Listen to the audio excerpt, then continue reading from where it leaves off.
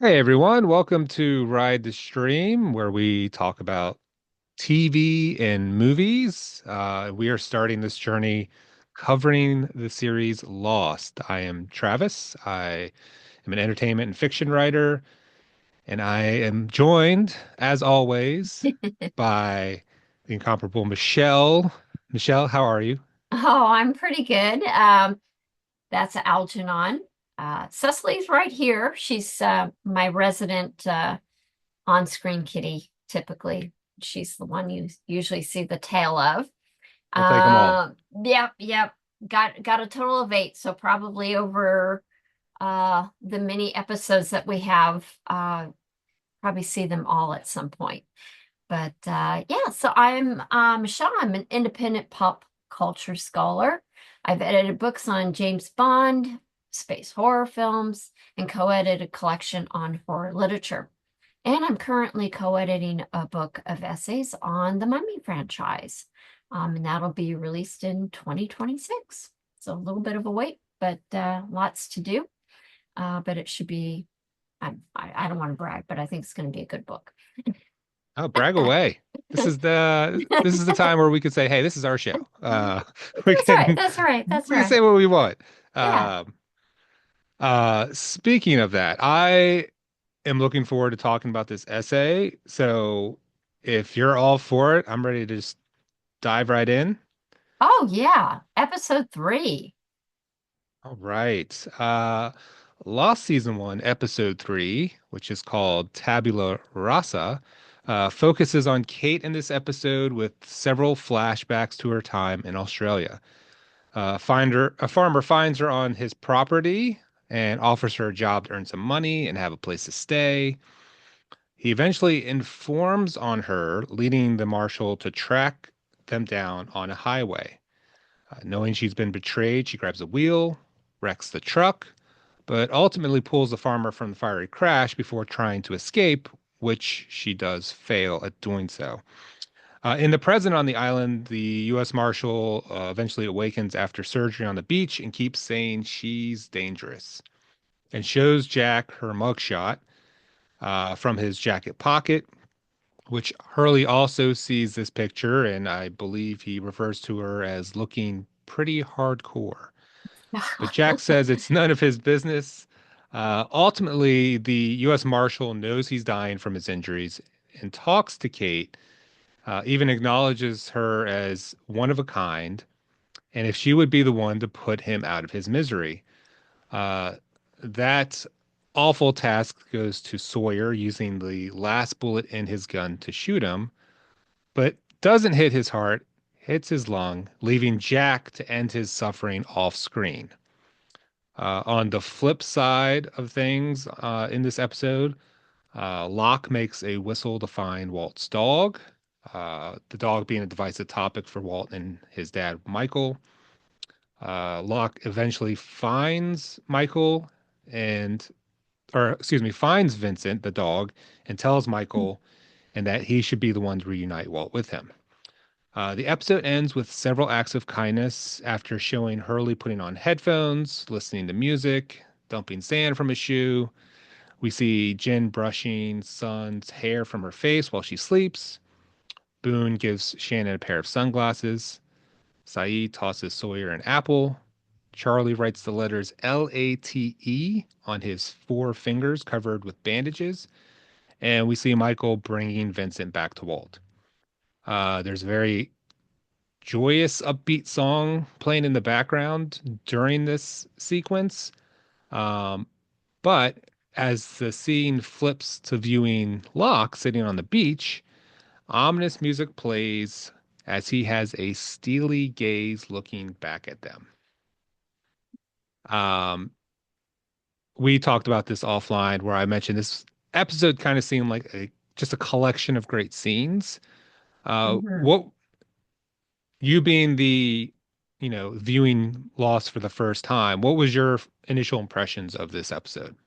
Oh, fantastic. One of the things that I noticed bridging between part 2 of the pilot and episode 3 was the fact that at the tail end of episode 2, Locke tells Walt that he has a secret. And I feel like as episode 3 is opening and progressing through the 43 minutes, we find how secrets can be born. So for instance, the hiking group, they've gone up to the top of the mountain. They're not able to get back down to the beach in the same day. So Saeed kind of takes the lead with that group that night when they camp out and talks about kind of recaps what the pilot had said way back, I think in episode 1, which doesn't, really isn't that far. But when you think of like you're watching a show once a week, it does, that's 2 weeks ago. Yeah. so, No, that's so true. yeah. But he recaps that, hey, we're off course by 1,000 miles at least. Um, and then he talks about, I don't think that we should tell the rest of the group because, losing hope is a very dangerous thing. So that's how we see kind of, you know, a secret being born between these 6 people that go out there to try to send a signal. But we also see how secrets are revealed, such as with Kate, and the fact that we don't know a whole lot about her. Um, and we find out that through all these flashbacks that she actually, has quite a history. And we don't really find out if she's dangerous as the marshal says. I think that we definitely see that the marshal is dangerous. Because I don't know about you, but I was like rewatching the flashback scene when the farmer Ray and her are in the truck and they're headed towards the train station. And the first time that the marshal comes up, he comes up on the side that Kate is on. And then there's a car coming, so he has to back off. Well, then the next time that he comes up, he, oh, let me back up. So he comes up on Kate's side and he even fingers shooting her, right? So Yeah. then he backs off. And then the next time, instead of coming back up on her side again, he comes up on Ray's side. And I kind of read it that she was actually concerned that he might kill Ray to get to her. And Oh, that's okay. why she became so aggressive about trying to get control of the truck was to actually save him. And, after they go off the hill and the truck rolls, she actually, pulls him all the way up the hill to safety and then ends up getting captured by the marshal. It's a So, fascinating take. I had not even yeah, contemplated. That's amazing. Yeah, that's a great point. yeah. So, I feel like we get some secrets revealed, some new secrets are born, because kind of following through with Kate, at the tail end, um, Kate says, I want to be honest with you and I want to tell you the truth. I want to tell you what I did.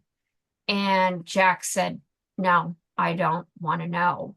And he, talks about getting a fresh start. To Yeah. him, he feels that they all died 3 days ago when they crashed on that island, and that it's a fresh start.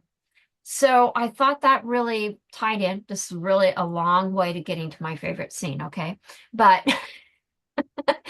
but I did go and look at what tabula rasa means, and it's Yeah. defined as the absence of preconceived ideas or predetermined goals.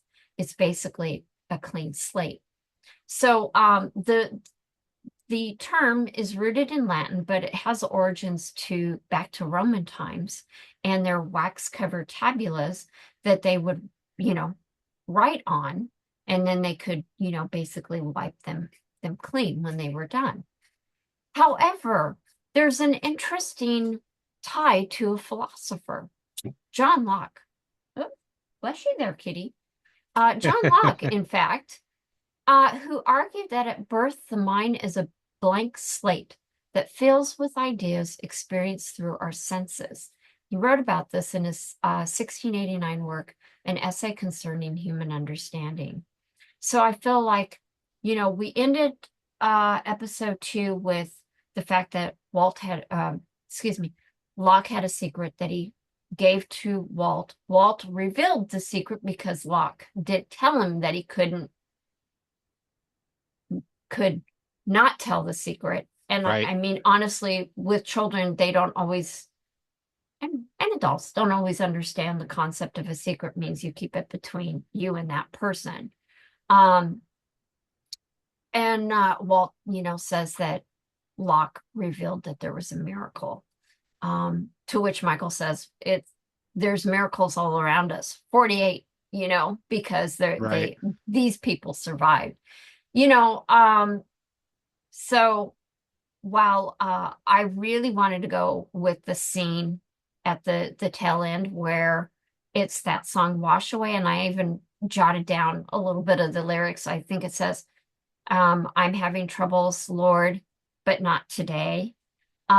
Which I thought was really nice because then you see all these random acts of kindness going on and finishing up with Locke, which is where it really started, his secret, you know. And while I really love that ending, I'm going to actually go with a different scene.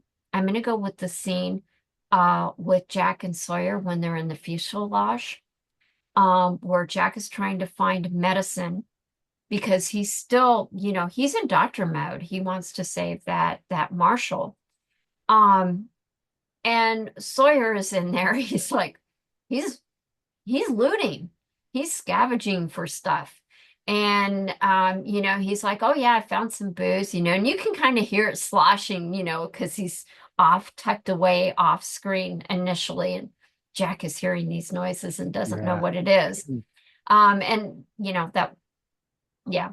Um, and he's like, oh yeah, I found some bottles of booze, a couple of Playboys, he's like, well, he's gonna be set for a little bit. But more importantly, he actually talks with Jack and is very insightful by saying that, Jack, you're missing the bigger picture here. We're not going to get saved. Or if we get saved, it's going to be a while. And that, they're really, Jack needs to wake up and see the bigger picture. The fact that they're not in civilization. They're not in Sydney, they're not in LA, they're not wherever, they're from, but that they're here on a remote jungle island with things out in the jungle that could kill them. They're really, Yep. they don't know what today is going to be or what tomorrow is. And right now, what they have is the few resources that they can find in the fuselage, and what they can find kind of around the beach and fruit and, you know, uh, the tarps to collect, fresh water and things like that. So I really feel like this is kind of one of those pivotal roles that really kind of like, if you were in denial before, along with Shannon in episode 2, you really do need to wake up and kind of smell the salt water and realize that, our rules and the way that we are governed in civilization is not the same as Sawyer says in the wild that he is. Really harkens back to, William Golding's classic novel, Lord of the Flies. And that was even, I did read a little that was an influence to the show. So there's that nod. But I also think that it brings back this idea of Locke again saying not black and white, but light and dark. And if you go further and you think about that, people don't work in absolute white or absolute black or white and dark or light and dark. But there's this big middle gray area, and that's where they're finding themselves, this fog, this lost space between absolutes that you can define easily with here's your light, here's your dark. So I really think that that's a pivotal scene for the episode and probably for the series, because um, it is a fragmented and lost group of people that do need to find a way to come together when they're so diversified. How do you come and become inclusive? And I think that that's a good scene, because you have to be able to kind of get on the same page, and it's going to take a while to get there.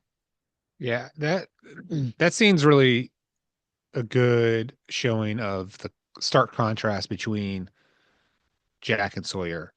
Mhm. Um, Jack's trying to save everyone, and Sawyer's just trying to adapt and survive. Um, and he's thinking of himself, Jack's thinking of the group, and so like the two of them are on these opposite ends. And if they could meet in the middle, then maybe they would find that middle ground where they can adapt and still save people. Um, so that is a very good scene. And the lead up to it where Jack asks Hurley to go in there, Yeah. and Hurley's just like, but that's where all the bodies are. And,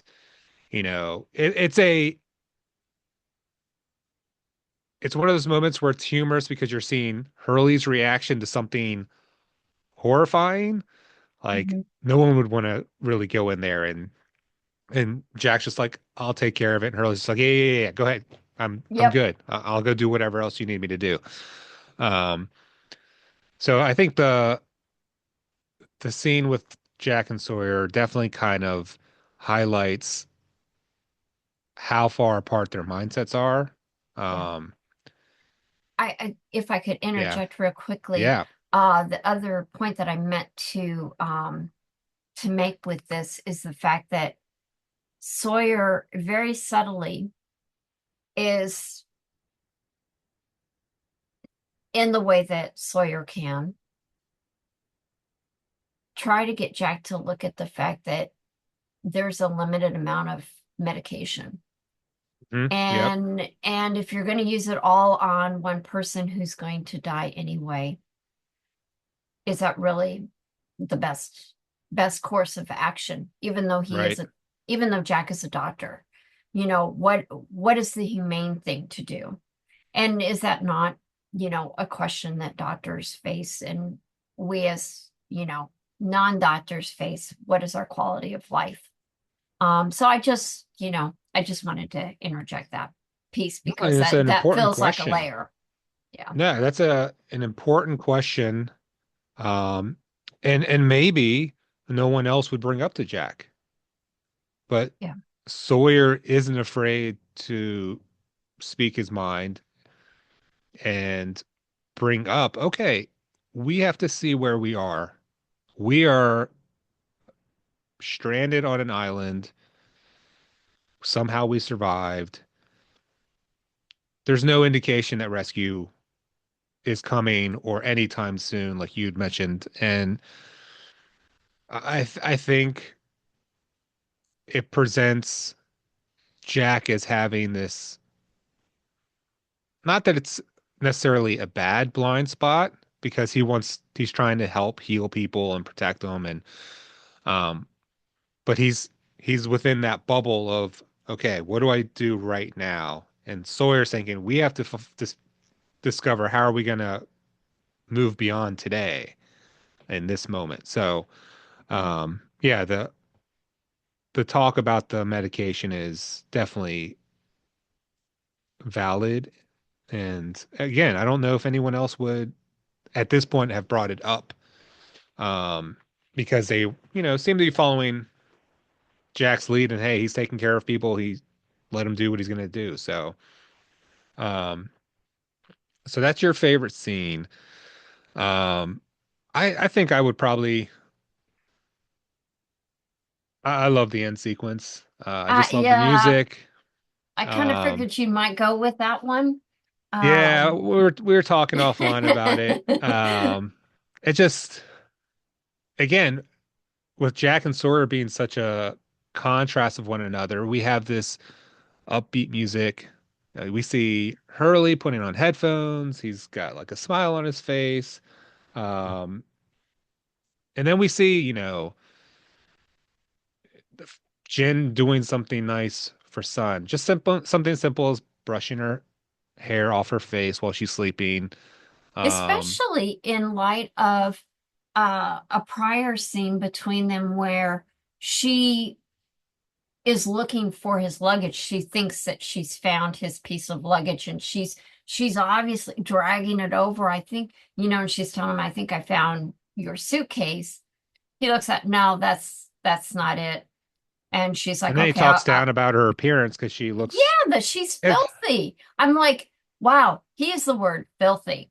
And I'm like, dude, yeah, maybe kind that of consider the environment that I, you're in. I mean, at this point, I know we're only 3 episodes in. Mhm. I mean, at this point in the show, Jen is looking like one of the worst characters on the show, with the way he's treating Sun. Um, Yeah, and so but it's so weird. You have these other moments with him brushing her hair off, trying to feed other people in the previous episode. So it's like, all right, who is Jin? He seems to be yeah, like a very, and to have that contrast where the sunny disposition isn't towards your spouse, yeah. it's like, oh, it's not a good look. He's really, really protective and really concerned about how people look at her. And I think he's like, no, stay buttoned up. I don't think he wants anybody's eyes on her because my read is that she is his possession in a way. Right. And I think he's really, really possessive of her. And it okay, we know I've gotten through 21, so I know now the background of Jen. But on my first watching through, I was like, man, I'm in totally agreement with you because I'm like, this is like, what the heck is his story that he is just, so hard on her and doesn't want her to interact with anybody else and things like that. I'm like, what the hell is your problem? And we will be discussing that in future episodes. But Yeah. yeah, initially I'm like, he was not a likable character. And again, confusing. Why is he doing and collecting all these mussels and stuff to give to people so that way they can eat because he knows they're not poisonous. Um, and yet being so mean to her. Yeah, Yeah. totally agreement. Yeah, but he tells her, he stops, he tells her that he loves her. I truly believe at that moment, when he's telling her that he does. Like, I mean, I almost got the sense that he realized that he was maybe too hard on her. Or like trying to like the carrot and the stick type of thing. Oh, I gave you the stick. Yeah. Let me give you a little bit of carrot, type of thing.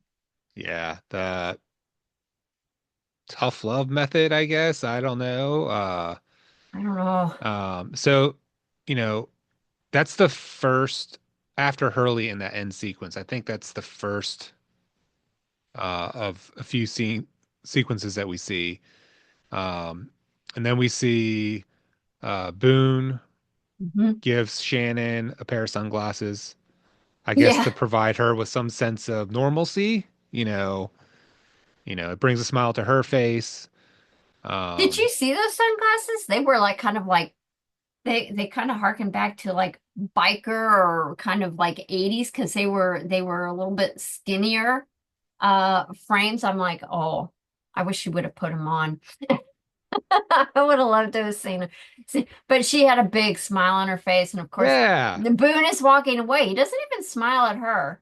But as he's walking away, he's got that kind of one side smile, like, Yeah, like hey, a smirk, like he's yeah, maybe it's like it's one of those things where, you know, they've been pestering with each other And maybe like he's recognizing, okay, she's been trying to handle this awful situation the best she can. So he's trying to give her that sense of,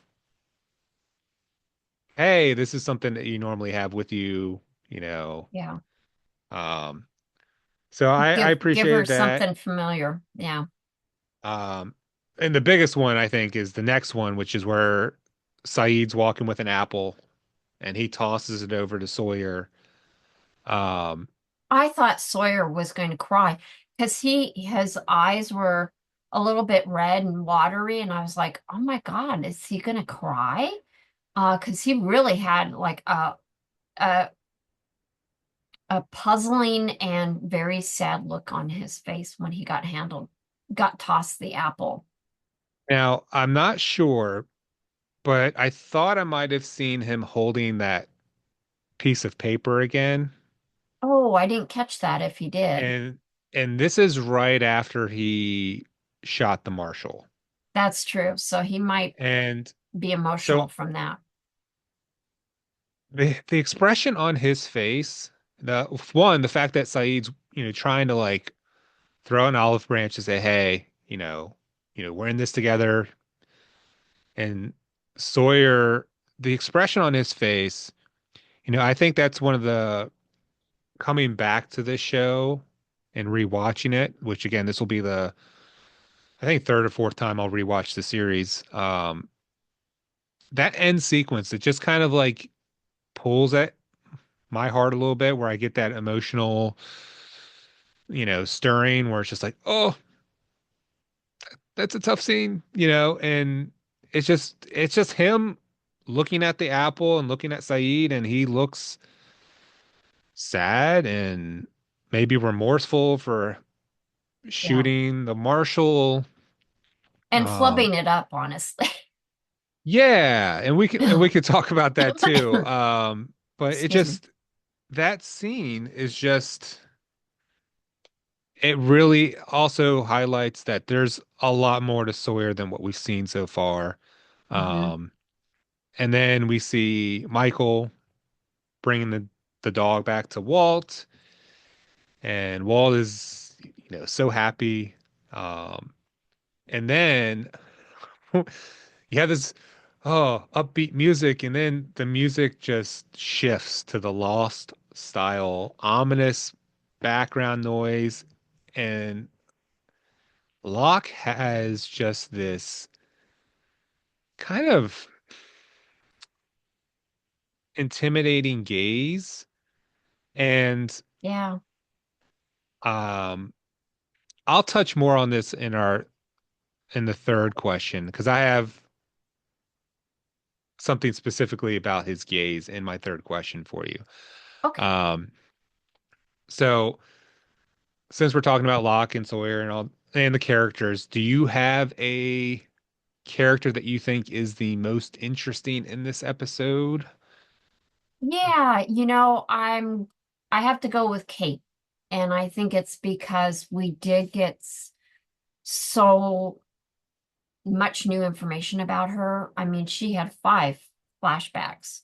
I mean, one was Oh, kind of a wow. repeat, and that's with her and the marshal on the plane when, she goes to ask him for a favor, and then the suitcase came down and hit him on the head.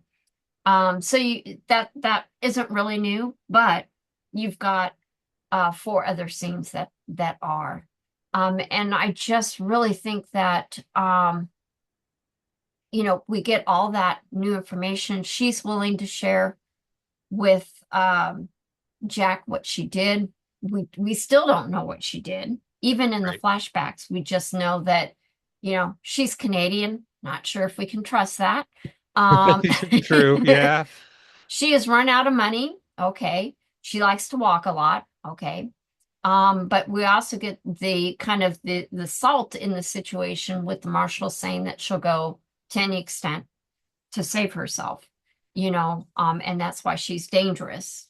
But was I mean, I think he's also talking about himself in that as well, that he would go to any extent because he doesn't have an Australian accent.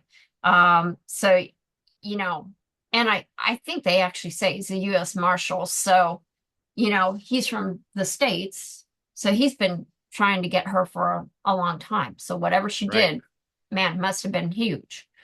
But I also think the other reason why I picked her is that I feel that she exemplifies that concept of being in the gray area. They all do. It's just in this episode, we really get a lot of new information, but a lot more, or, but that also fuse into a lot more questions that we have about her. And when she was willing to say what she did, and Jack says, no, I want to slap Jack. No, we want to know, Yeah, But then I was like, totally. I get it. Everybody gets a clean slate, and I could understand him not wanting to know because everybody gets a fresh start. Everybody gets a do-over, and being on an island, again, kind of tying back to my favorite scene, is you have an opportunity to define yourself differently from all your experiences and all your mistakes and things that you wish that you could do over. Now you get that opportunity. And I really like that concept. So that's why I chose Kate. How about for you?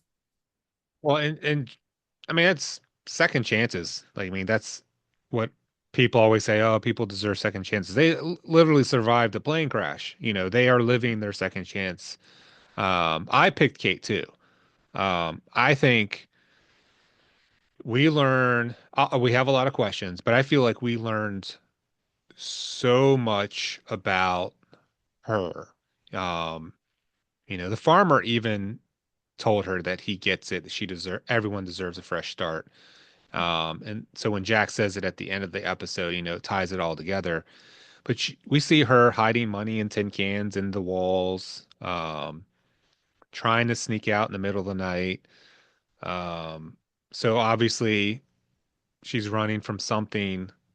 Um, but on the island, it's almost like she's running towards something instead of running away because she's wanting to help find answers and help find rescue um and one little snippet that I found interesting, and this might be completely ridiculous, something I took like as far as her how capable she is Mm-hmm. with whatever it might be, her intelligence, her ability to handle herself.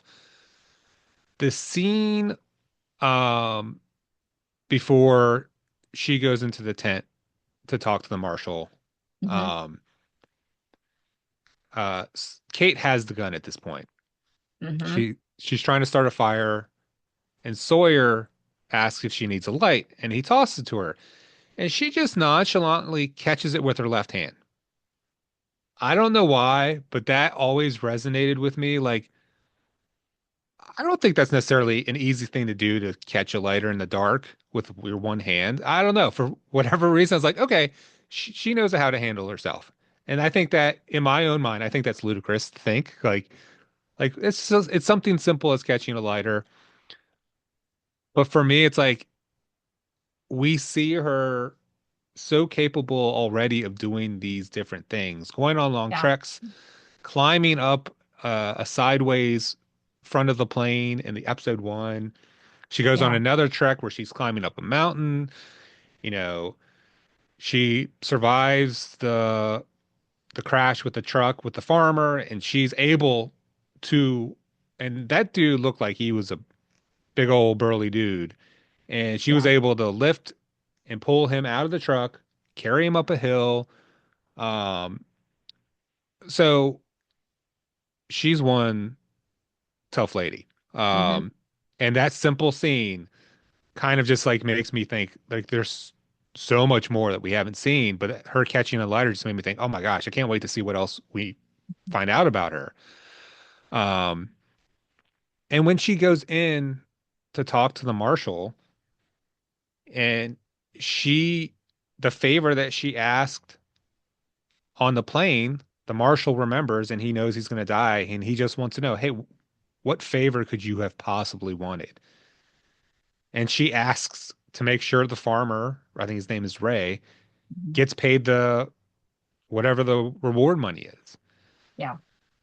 And like earlier when Jack was in there saying that he can't trust her, he says the line like, "Oh, she got to you too," kind of Yeah. implying that she got to the marshal in some way. And when he calls her quote unquote one of a kind, I think he means it. I think he thinks that she is special, and I think maybe he's bothered by the fact that she got to him.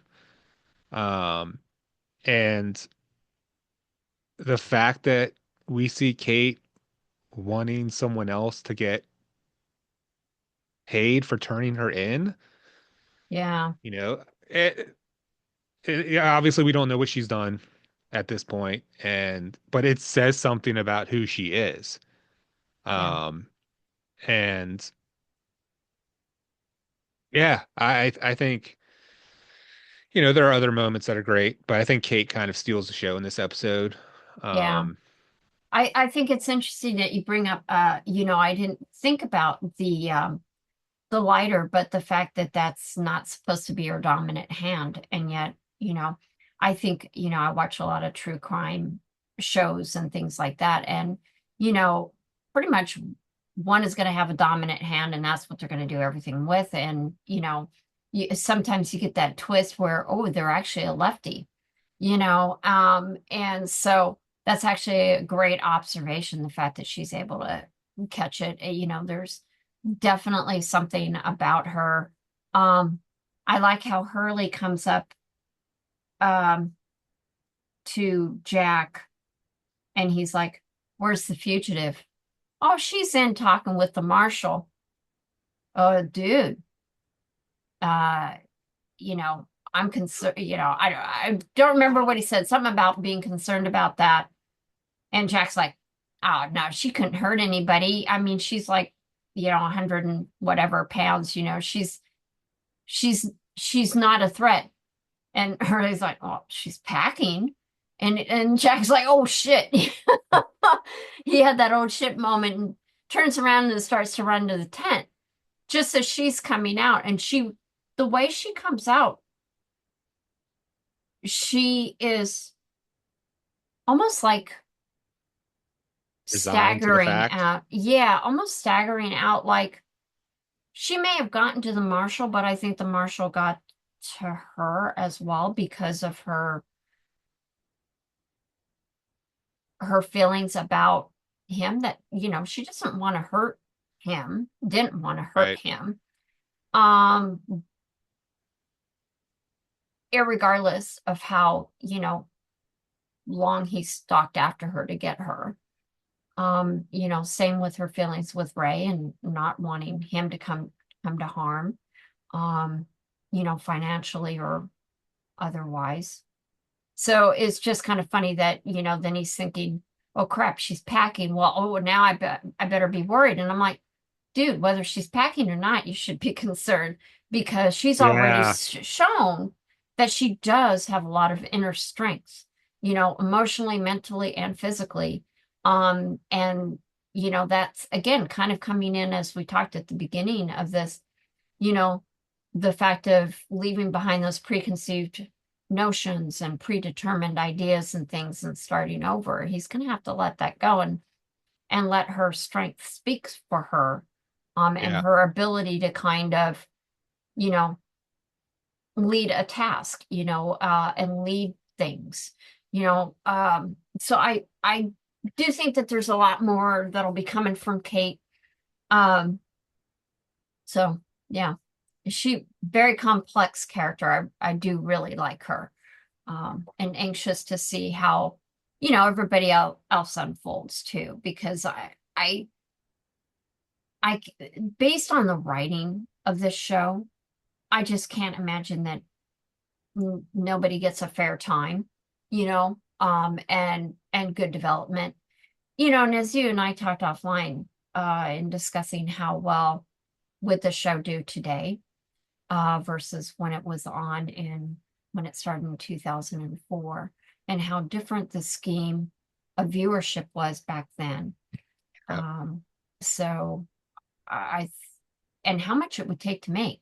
Like I don't even know what the budget is for this show over Yeah. its I think 8 seasons. So I'd be or no, 6. I'd be really curious like how much budget went into this. And more importantly, I keep thinking about how much time did they spend before they ever even started shooting? How much of the story did they really map out? Because I'm Yeah. kind of thinking like this really took a lot of time to really develop the world. Well, it's kind of a limited world, right? You're on a remote island, but all the fact that there's, your 7, 8 characters and then all these support characters that you're intertwining to help with those main storylines. Um, yeah, And I trying to would, imagine that in today's 8 episode season world of yeah, I can't picture it. no, no, and our idea for Ride the Stream came up as a result of watching The Night Agent Yeah. last year. That was like 8 episodes, and we thought that was great, and Yeah. and it's a good show, but is it a great show in comparison to Lost? With only 8 episodes and being so action oriented, how much did we really get to know characters in The Night Agent? I'm not putting Night Agent down. It's Right. for a different type of audience today versus what Lost was at the time. And I think that's, I think Lost has really, uh, you know, not been, it hasn't become, time or, um, I'm forgetting the word I'm trying to say. It hasn't become dated, you Yeah. know? No, it hasn't. And and I really think, I mean, again, we're recording this and yet we still talk offline about it, Yeah. which I love. Like getting to know these characters Mhm. is part of the reason why Lost is so successful. Like just in this episode alone, like we were talking about Jack running to the tent to try to, prevent Kate from doing whatever with the gun. He kind of goes through uh like a mixed bag of emotions in like the span of like a minute. He sees her come out and he has this like, oh, thank God, like this relief Yeah. on expression on his face. And then the gunshot goes off and he sees Sawyer come out and the look of anger on his face, like, what did you do? And then Yep. Sawyer misses, which I think kind of, you know, humanizes Sawyer in a way to where he's not like the ultimate badass or anything. Like he's human. He messed up pretty big. Um, but Jack has to go in and we see off screen and we hear the gurgling of the U.S. Marshal, but then we see the gurgling kind of turn to this mumbling, and ultimately we know that like Jack puts him out of his misery. So then the third face of Jack is coming out with this, I don't know what kind of expression, exhausted, like he can't believe he just had to do that type of expression on his face. So he goes from relief to anger to this, I don't know what you call it. Um, Despondent, maybe, at the fact yes. of what he ended up being forced to do. Yeah. It's almost like giving up on the American dream that, we were taught as kids that we all could, own a house and, have the white picket fence, but that's not really a realistic dream anymore necessarily, nor is it maybe ones that we all share. But I just feel like it's almost like he got his candy taken away, and Yeah, maybe kind of that's going his. against the I guess the medical creed of Oh yeah, do you're no not supposed. harm.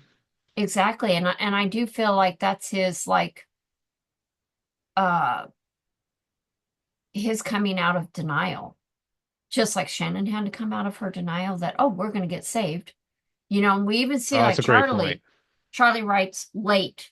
So, he's coming. he's starting to realize, hey, we might be here for the long haul. And you gotta that has implications because right behind him, I think Claire is rubbing her stomach, you know, Yeah, I wanted to and ask you about that. Do you think the letters are, is it him being hopeful for a late pregnancy? So that way she's it's, not on the island with, it could probably be read that way. I'm gonna be honest, I took it more of a reading of they're not going to get rescued within the next, you know, this is where I don't know how quickly people can get rescued from a plane. It depends where they go down, right? But I kind of took it to him writing that rescue is going to be late. It's he's hopeful, like we hear at the beginning, Saeed said, you know, losing hope is a very dangerous thing. So maybe for Charlie, saying that rescue will be late versus not at all is his way to retain a little bit of hope. And I right? think that maybe thinking about that and the last scene with the little random acts of kindness that's bringing people together amongst all these things that are tearing them apart, Yeah. and really challenging them, their strengths and weaknesses, is them having a little bit of hope, you know. So uh, I don't Oh, know, there's so much to read, and I'm such sure a good episode. yeah, it really, really is. It's Um, yeah, I think that what we see in this episode kind of just amplifies uh maybe what we thought we knew about characters, kind of peeling back the layers of the onion, seeing, oh, Sawyer is, he has, he's very, you know, self-serving, but he's also thinking of, he's the one that broaches the topic of, what are we going to do with the U.S. Marshal and all that medicine? Kate talks about, is he going to suffer? Um, you know, Hurley's like criminal. So everyone has yeah. their own layers of their own kind of radar on how they view things. And I think this episode kind of just amplifies their viewpoints, to where we get a better look at who we're watching on screen. I do want to ask you, for the Hmm. third question, focusing on this episode, Yeah. with that end scene, I wrote it down. Let me make sure I'm asking the right way here. Oh, Um, okay. um, okay. The question, so this show leads into the unknown. Mhm. So what did you make of the final scene where the ominous music is playing and Locke has the steely gaze? With in mind, there wasn't the same intensity with Kate, and she's the one who's a captured criminal of some kind. Like, what's your viewpoint like on that? With in mind that like Kate doesn't have that ominous music with her, and Yeah. she's the supposed criminal, but we have just Locke on the beach looking at Michael and Walt in the distance, just kind of dead-eyed, and like, what do you take away from that? Well, I actually didn't think he was looking at everybody. I actually thought that because I did kind of wonder why he wasn't smiling as Michael was bringing Vincent to Walt. So therefore, if he's not smiling about that, I felt that he was either having his own flashback, but more importantly, I really thought he was like looking off in the distance, which is something that he's done a few times prior in the first two episodes. Yeah. And so I felt like he was actually thinking about like maybe the next day or the next steps that he's going to have to take, or And I'm not sure that, he's looking to do a lot of a lot of humanitarian type of things for others necessarily. I'm not sure. We just don't have a whole lot with Locke. He's obviously comes off as really very, very intense. So I thought he was looking off at the horizon. I really thought that that's where he was looking. Okay. Um, and that he had a really serious look, very, very difficult to read, whether it was a sense of concern, um, or maybe what is coming in the future. So And he that's also kind of has that what I like read. cut on his eye. And maybe He for me, that's does. what makes it look a little more menacing. Yeah. But I did note that I was like, man, I wish I could know what he was thinking in that moment Yeah. Yeah. I because did. it's such a stark difference from what we just saw from everyone else. Um, yeah, no, yeah, Well, that cut is very yeah. makes him look a little more intimidating. I'm just gonna go out there because I don't really remember. Didn't the in Castaway with Tom Hanks and Wilson, the volleyball, didn't it also have a cut on the eye at some point? Didn't it also have like a line For or the something? volleyball, Yeah, I don't remember. he had the bloody handprint on the volleyball. Oh, okay, okay. Alrighty. Yeah. I don't know then. I do feel like, as we've said, where the melodrama aspect of the show, that we get things answered and then new things arise. And I do feel that, um, going back to the lyrics, it says, I've got troubles, Lord, but not today. So I always feel like there's this balance of yin and yang in these episodes. So Yeah. while everyone is not thinking about their troubles today, maybe Locke is thinking about the troubles that are tomorrow.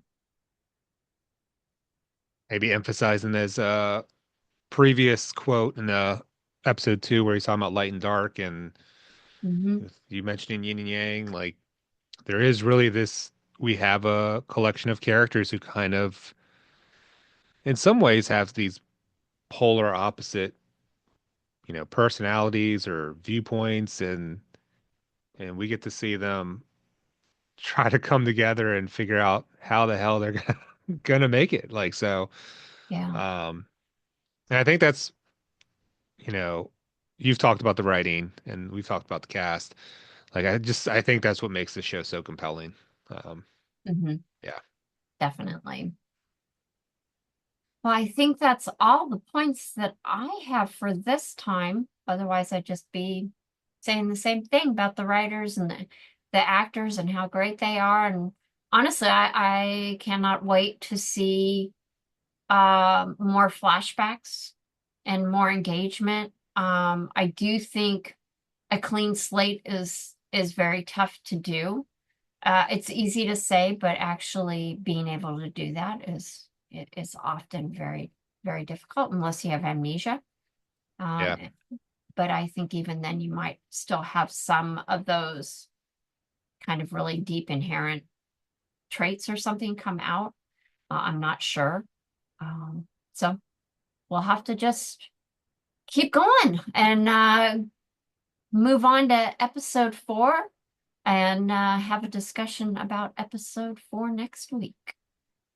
Cannot wait because I know what it is, and it's one of my favorite episodes of TV. All right. Well, cool. Well, then we'll have to wait and hear why it's one of your favorites. And I guess at this point, just remind everybody, if you don't want to miss and hear what Travis's uh, reading is about next week's episode, then definitely subscribe. Hit the notification bell and leave a comment in the box below. And just make sure I haven't seen all of the episodes and all the seasons, so careful on the spoilers. Um, otherwise we'll have to figure something out about that. So, because I'm sure people would like to talk. Just follow along. And if we said something that agrees with you or you're in disagreement and think you have a better favorite scene or another Yeah. character that you felt was your favorite, write it. We'd love to hear about it and have a dialogue Yeah, that'd amongst be all great of to hear us what other people fans. think about each episode. Yeah, please Yeah. do. And well, with that, thank you so much for joining us, and we will see you next week on Rhymes the Stream.